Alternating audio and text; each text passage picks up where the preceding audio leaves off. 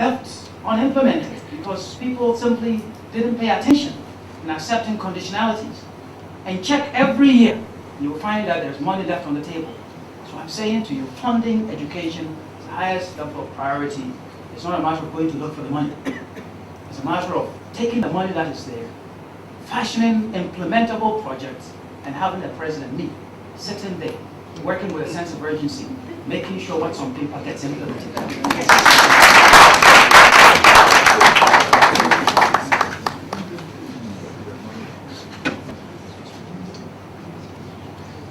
Thank you.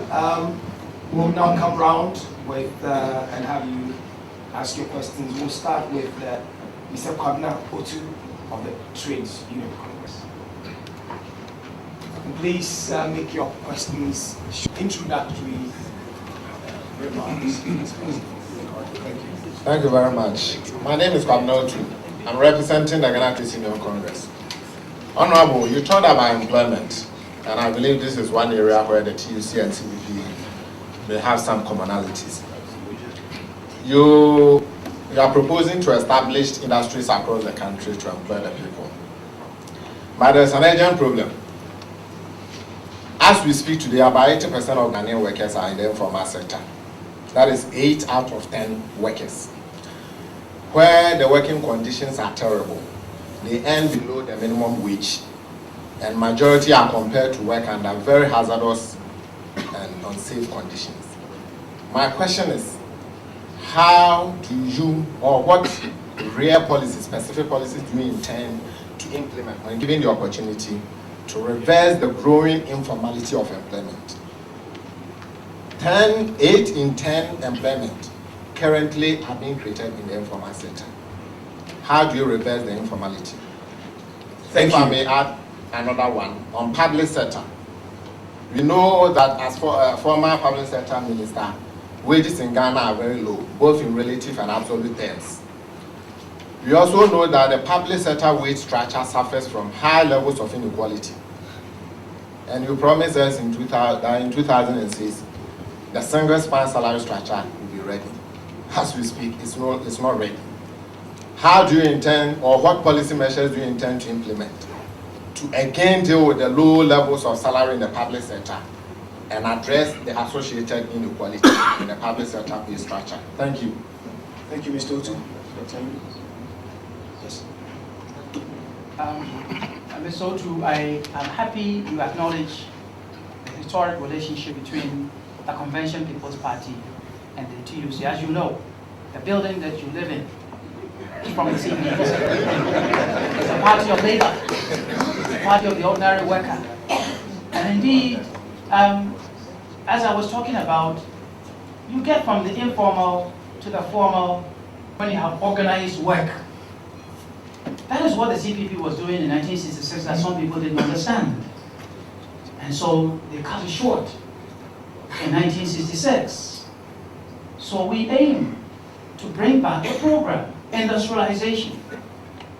I'm not just talking about the old factories. I'm talking about new factories. What is it? In Berizadandana, also at Danone. There's now technology. And so we must also bring new industries. But you know, it is that principle that is important. So when there are industries, you move people.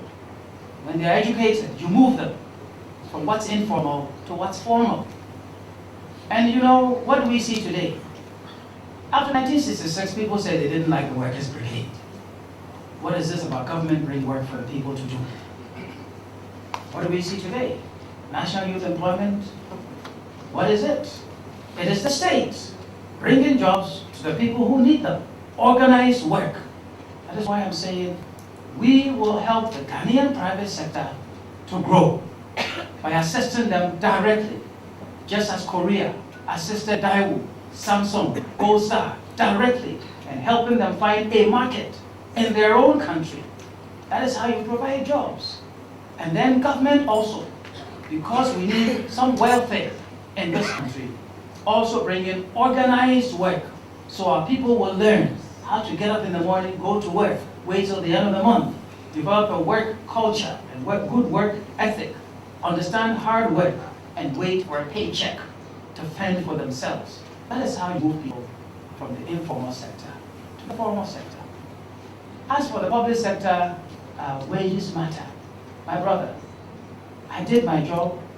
I presented the blueprint. It is there. It is there for implementation. If come January 2009, it is not implemented, I believe you me, I will implement it because it is there. It's just waiting for implementation.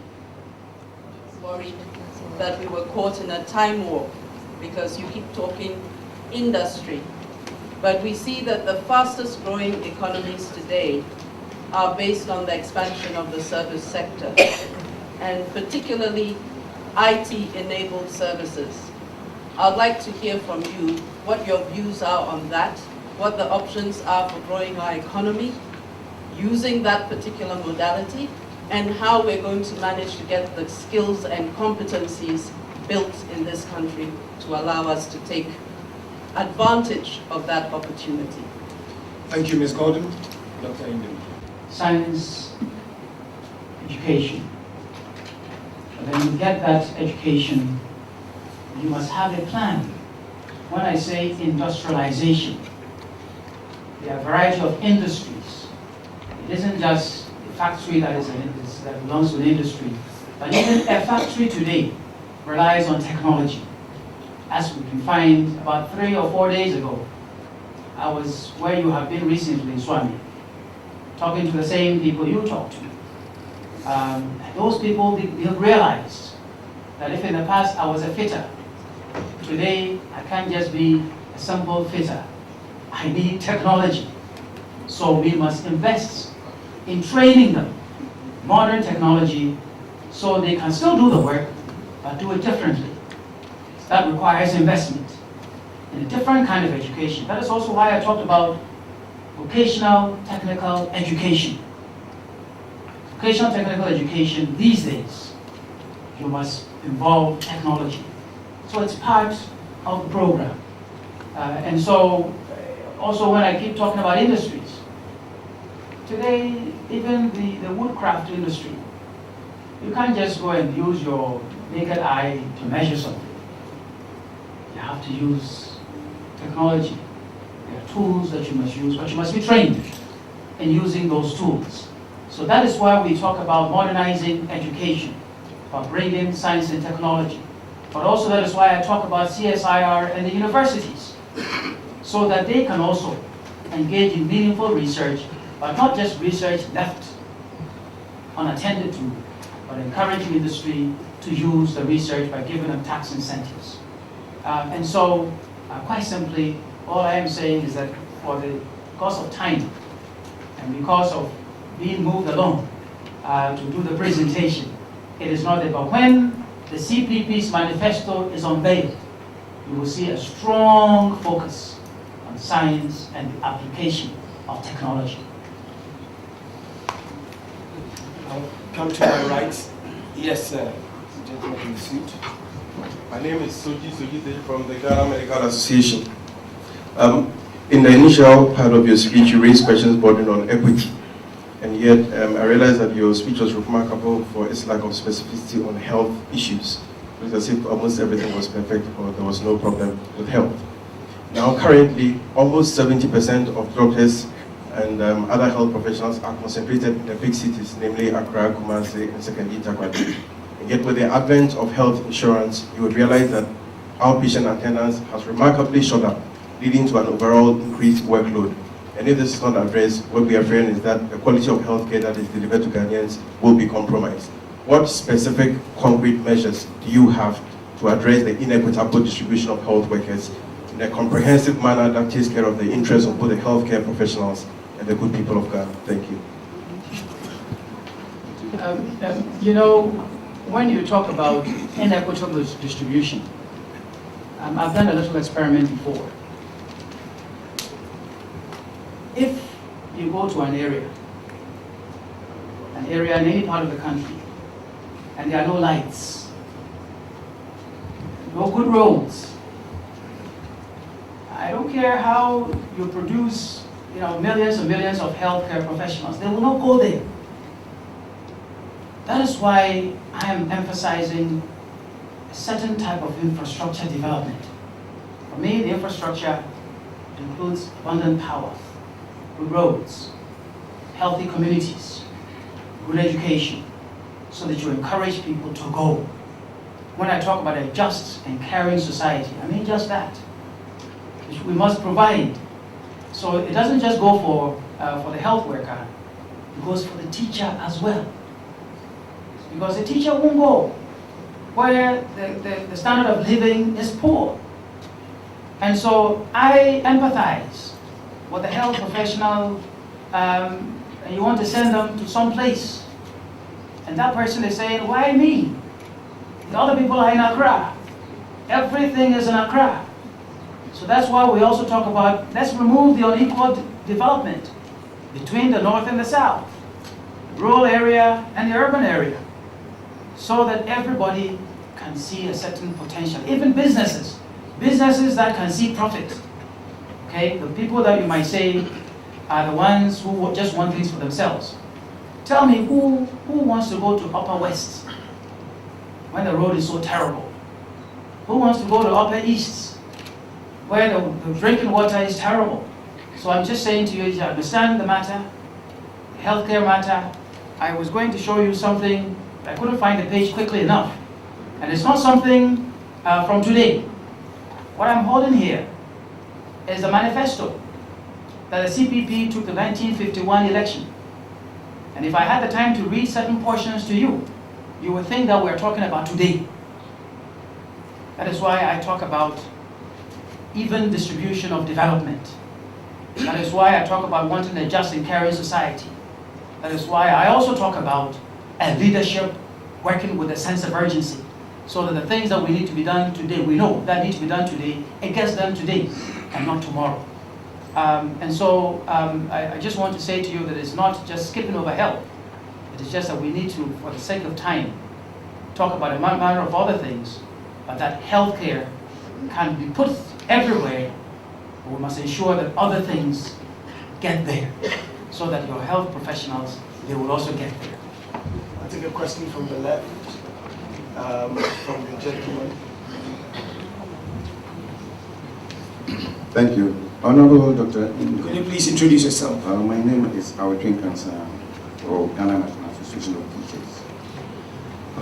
You are aware of Accelerated Development Plan in Education 1951. Global Committee also sat on education. The massive education reform, perhaps, that has been introduced in this country was under PNDC. And then the ongoing one. Each time, if you have gone through, or the concentration is on school curriculum content. We are not dealing with school curriculum process. The content is what to be taught. The process is how students learn. And we are not looking at this. What does the teacher do? How does the teacher behave in the classroom for the children to learn and learn better?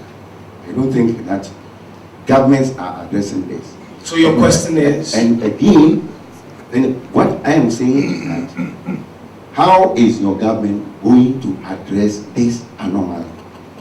Because two things must actually come together, complement each other before we get high quality education that you made reference to. Thank you, sir. The second point I want to raise is, you are aware of increasing assault on teachers today. How are you going to protect the rights of teachers to enable them to teach without intimidation and victimization? Then the issue of... I'm sorry, sir. I've got to give other people the opportunity to pose their questions. I was smiling because my parents were teachers. And my mother taught until the last day on this earth. And so I understand what teachers go through, what teachers suffer. But also I understand the caring heart and attitude of teachers and what needs to be put there. But what I am interested in, and I just want to give you an example. You know, I sat in school at St. Augustine's, and they taught me physics, or they tried to teach me physics. And I sat in the classroom and sometimes I thought that maybe I wasn't as smart.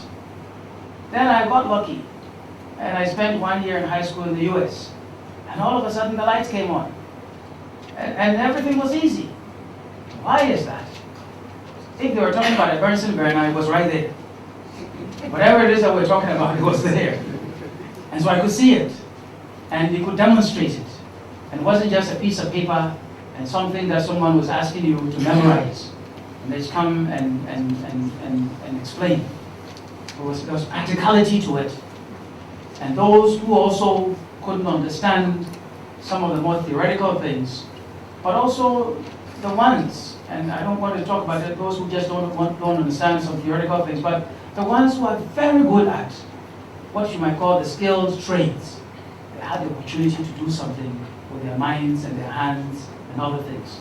So I just want to address the matter of content, because content has to go with what we need in the country and in the society, so that the education must be meaningful. If the two come together, the content with the needs of the society, I think what you talk about, process and content and all of those things, there will be a marriage there, and that we will produce the right things for the right people for the country.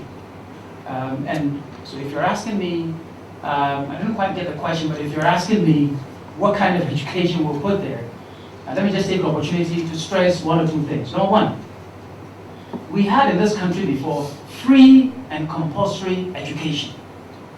And when I say free, it's not just we say pay some things by the state, and then people come through the back door and charge all manner of other fees. Okay? I'm talking about free. But free to a certain level, but also compulsory. Because in this country, at some time ago, we were made to go to school. It was compulsory. If your parents didn't take you to school, they faced being taken to police jail or something. It was against the law. We must bring it back. So even though the Constitution says free and compulsory basic education, it is not free, it is not compulsory. I'm telling you, the CPP will bring those two ingredients back to make sure that our people go to school, because the oil and gas is not going to benefit us anything if our people are not educated. Technology will pass us by if our people are not educated. There are some people from Elmina who today find it easier to go and stand by the beach and take little fish here and there and go and sell. We want to make sure that those people, it is compulsory for them to go and see the inside of a classroom. So for me, it's an important element we want to introduce. And also, the matter of vocational technical education. It's important. So a carpenter can be better trained. A plumber can be better trained. That is how come, by the quality of their work, they will earn a higher salary. And I'll come to the right. This gentleman's hand is the gentleman in the smoke. There's a mic behind you, sir. I'm a woman.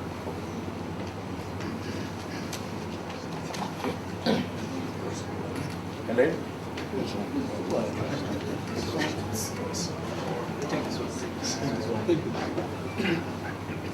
I'm a woman, sir. Journalist. Doc, I see in your profile that you were born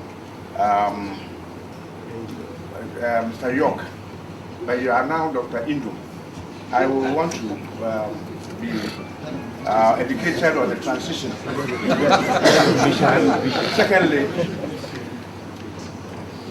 Secondly, I want you to share your experience at the... Could you please repeat the first question, the mic? The first question is that, reading through his doctor's profile, I see he was born York, Mr. York, but he's now Dr. NDUOM. So I will want to understand the transition. And secondly, I want to know the benefit of your serving at the Ministry of Energy to the Ghanaians, to the people of Ghana. Thank you.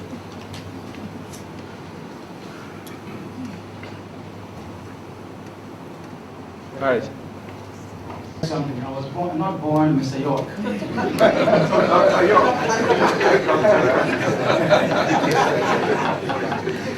Let me explain the peculiar things some of us fancies we have.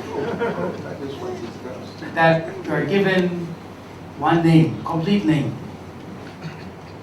and then you're given another, a complete name. So if you see Papa KWESI NDUOM, it's my name, given by my father. And then Joseph Hoopster York Jr., also given by my father. Now, just look at me. I found myself in the United States of America. And I'm walking around, and these people, they're looking at me, they're calling me Joe York. And I look left and right. And sometimes I say, who are they talking about? I don't look like any Joe York. So I kindly called my father and said, if you wouldn't mind, I want to use the other name you gave me. And he said, go ahead. So that's how come it went from that one to this one. As far as energy is concerned, you know, I believe, as I have said before, I went to meet at the Ministry of Energy some good plans prepared by the NDC administration. It was added on by the NPP administration. And there are still the good plans sitting there. What was important for some of us who went there were to attempt to implement elements of the plan. And so, in my tenure, what I found very important to do was almost to become an activist. Someone always trying to, if you will, bring some organized confusion to the system so that people will move and get things done. Because people take a look at things, they put it there, they will look around, they will dance around it, they will go back and forth, and then it will still say where it is. And so I am proud that when it came, for example, to the question of the Osage Power Barge, constructed by the NDC administration, brought to Ghana by the NPP administration, where people were quarreling over whether it should go to Tema or it should go to Ifasumanjia, I stood my ground and said it must go to Ifasumanjia because we were expecting that someday there will be oil and gas. It was not a pretty fight, but it went there. So when I walk around today, I'm proud that I stood my ground and said it must go there against whatever else that was there. Number two, there was the West Africa Gas Pipeline Project. Also, and you will find when I say things without malice, I'm not just saying the truth to you, that many things, the two administrations, say